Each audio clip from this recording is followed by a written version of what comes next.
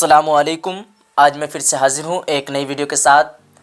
इससे पिछली वीडियो में हम लोगों ने हिस्सा नसर चैप्टर 1 नज़ीर अहमद की कहानी, इस चैप्टर में लगभग 23 सवाल था और 23 सवाल का जवाब हम लोग इससे पिछली वीडियो में हम लोग कवर कर चुके हैं। आज की इस वीडियो में हम लोग चैप्टर 2 से स्टार्ट करने वाले हैं।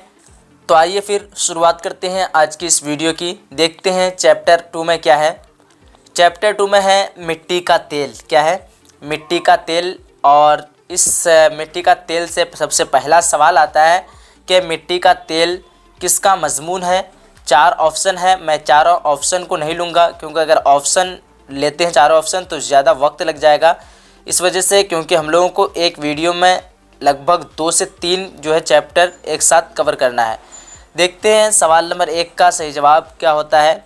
सवाल नंबर 1 का सही जवाब है ऑप्शन ए ख्वाजा हसन निज़ामी। उसके बाद आता है सवाल नंबर 2 और सवाल नंबर 2 में आता है आग, हवा, पानी और मिट्टी में सबसे कमतर किसको समझा जाता है। इस सवाल का सही जवाब है ऑप्शन सी मिट्टी को समझा जाता है। उसके बाद सवाल नंबर 3 आता है गदर के वाक़यात को अफसानों और नावलों की शक्ल में किसने पेश किया।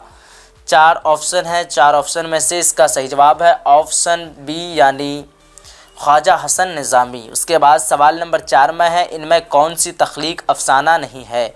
सवाल नंबर 4 का सही जवाब है ऑप्शन ए नज़ीर अहमद की कहानी। सवाल नंबर 5 में आता है मसवूर फ़ितरत उर्दू के किस नसर निगार के बारे में इस्तेमाल किया जाता है। सवाल नंबर 5 का सही जवाब क्या हो जाएगा ऑप्शन ए यानी ख्वाजा हसन निज़ामी। क्या हो जाएगा ख्वाजा हसन निज़ामी। उसके बाद आता है सवाल नंबर 6 में ख्वाजा हसन निज़ामी की पैदाइश कब हुई। ख्वाजा हसन निज़ामी की पैदाइश हुई थी 1878 ईस्वी में। कब हुई थी? 1878 ईस्वी में। इस वजह से इसका सही जवाब है ऑप्शन बी यानी 1878 ईस्वी। उसके बाद आता है सवाल नंबर 7 और सवाल नंबर 7 में देखते हैं क्या है। सवाल नंबर 7 में ख्वाजा हसन निज़ामी के वालिद का क्या नाम था। ख्वाजा हसन निज़ामी के वालिद का नाम था सैयद आशिक अली। क्या था?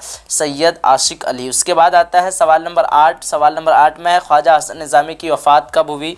ख्वाजा हसन निज़ामी की वफ़ात हुई थी 1955 ईस्वी। इस वजह से इसका सही जवाब है ऑप्शन ए। उसके बाद है सवाल नंबर 9 मज़मून किस तरह के अदब में शामिल है। तो मज़मून आपका हो जाएगा सवाल नंबर 9 का सही जवाब ऑप्शन बी गैर अफसानवी अदब का शामिल है। उसके बाद आता है सवाल नंबर 10 में किसी ख़ास मौजू पर जो तहरीर कलम बंद की जाए उसे क्या कहते हैं। सवाल नंबर 10 का सही जवाब है ऑप्शन सी यानी मज़मून। क्या कहते हैं? मज़मून कहते हैं। तो चैप्टर 2 हम लोग अब तक कवर कर चुके हैं और चैप्टर 2 का टोटल आंसर यहाँ दिया हुआ आप लोग दे सकते हैं। अगर आप लोग PDF चाहते हैं इसका तो इस नंबर पर कॉन्टेक्ट कीजिए। मैं नंबर दे रहा हूँ।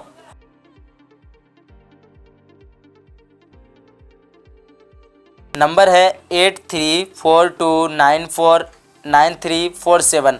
और एक बार सुन लीजिए 83 42 94 93 47। अगर आप लोगों को यहाँ नंबर लेने में कोई भी दिक्कत आ रही हो तो आप लोग अबाउट में चेक कर लीजिए। अगर आप लोगों ने इससे पहले वाला वीडियो नहीं देखा है तो मैं आप लोगों के लिए एक प्ले लिस्ट बना दिया हूँ। आप लोग प्ले लिस्ट से चैप्टर बाय चैप्टर आसानी के साथ देख सकते हैं। आइए देखते हैं चैप्टर 3 में क्या है। चैप्टर 3 में दिया हुआ है बाज़ पुराने लफ्ज़ों की नई तहकीक।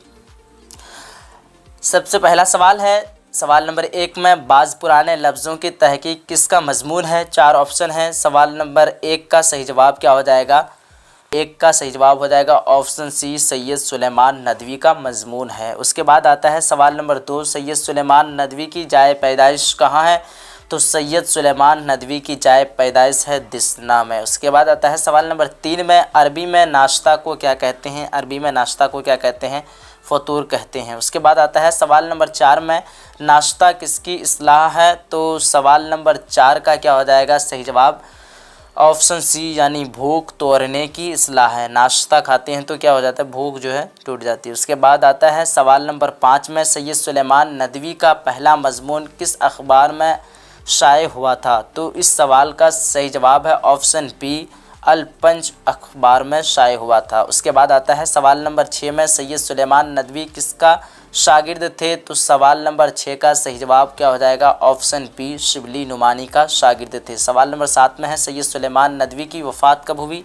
सैयद सुलेमान नदवी की वफ़ात हुई थी 1953 ईस्वी में। ऑप्शन ए सही हो जाएगा। उसके बाद है सवाल नंबर 8 में सैयद सुलेमान नदवी का ताल्लुक़ किस शोबा से था? तो सवाल नंबर 8 का सही जवाब है ऑप्शन ए यानी बिहार से था। उसके बाद आता है सवाल नंबर 9 में बाज़ पुराने लफ्ज़ों की नई तहकीक किसका मजमून है? 4 ऑप्शन है, 4 ऑप्शन में से सवाल नंबर 9 का सही जवाब है ऑप्शन ए सैयद सुलेमान नदवी।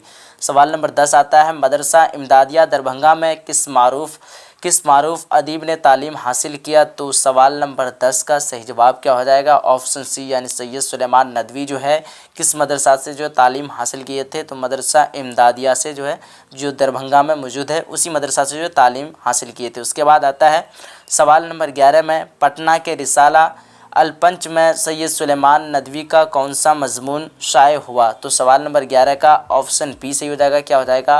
खातूनों की तालीम। उसके बाद सवाल नंबर 12 आता है कोरमा किस ज़ुबान का लफ्ज़ है? तो क्या हो जाएगा? सवाल नंबर 12 का सही जवाब ऑप्शन डी यानी तुर्की ज़ुबान का जो है लफ्ज़। उसके बाद आता है सवाल नंबर 13 सैयद सुलेमान नदवी की वफ़ात कहाँ हुई? तो सैयद सुलेमान नदवी की वफ़ात आपका सही जवाब हो जाएगा सवाल नंबर 13 का ऑप्शन ए यानी कराची में जो है सैयद सुलेमान नदवी की जो है वफ़ात हुई थी। सवाल नंबर 14 में है निदवतुल उलमा में क़याम के दौरान इब्न सैयद सुलेमान। अगला सवाल है सवाल नंबर 14 में निदवतुल उलमा में क़याम के दौरान सैयद सुलेमान नदवी ने किस रिसाले की इदारत की? सवाल नंबर 14 का सही जवाब है ऑप्शन ए अलंदूह। क्या हो जाएगा? अलंदूह। उसके बाद सवाल नंबर 15 आता है शिबली की वफ़ात के बाद सैयद सुलेमान नदवी ने उनकी किस नामुकम्मल तसनीफ़ को मुकम्मल किया?